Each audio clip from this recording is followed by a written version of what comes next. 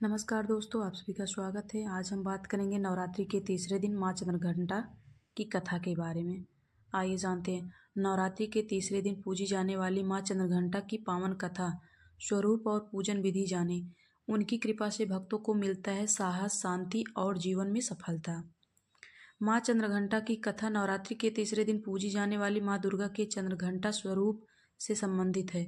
मान्यता है कि नवरात्रि में माँ दुर्गा के उपासकों को देवी चंद्रघंटा की कथा का पाठ अवश्य करना चाहिए। उनकी आराधना व कथा पाठ से भक्तों को साहस, शक्ति, आत्मविश्वास और विजय की प्राप्ति होती है। आइए जानते हैं क्या है माँ चंद्रघंटा की कथा।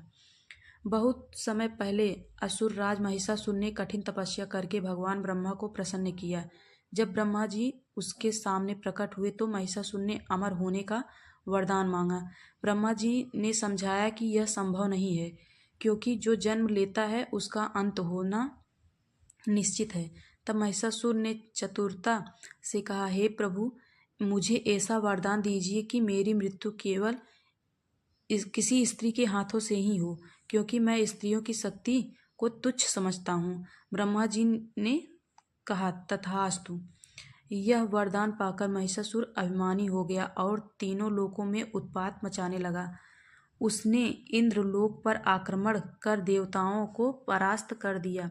देवराज इंद्र समेत सभी देवता महिषासुर की शक्ति से भयभीत होकर ब्रह्मा, विष्णु, महेश की शरण में पहुँचे।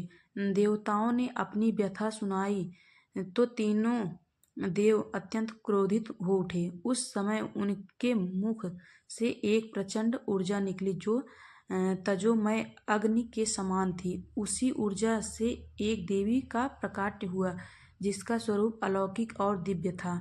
10 भुजाओं से सुशोभित उस देवी के मस्तक पर अर्धचंद्र के आकार की आकृति दमक रही थी। देवी को युद्ध के लिए समर्थ बनाने हेतु सभी देवताओं ने उन्हें अपने अपने दिव्य अस्त्र शस्त्र भेंट किए। भगवान शंकर ने उन्हें त्रिशूल प्रदान किया। भगवान विष्णु ने अपना सुदर्शन चक्र अर्पित किया।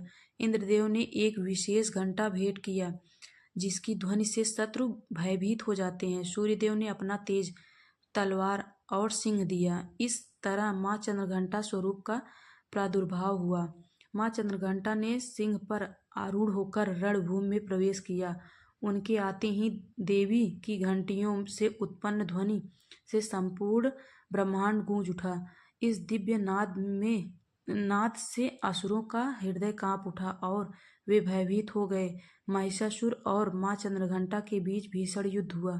माँ चंद्रघंटा ने अपने शंख, धनुष, तलवार, गदा और त्रिशूल से असंख्य असुरों का संहार किया। अंततः माँ ने महिषासुर का भी वध कर तीनों लोगों को उसके अत्याचार से मुक्त कराया।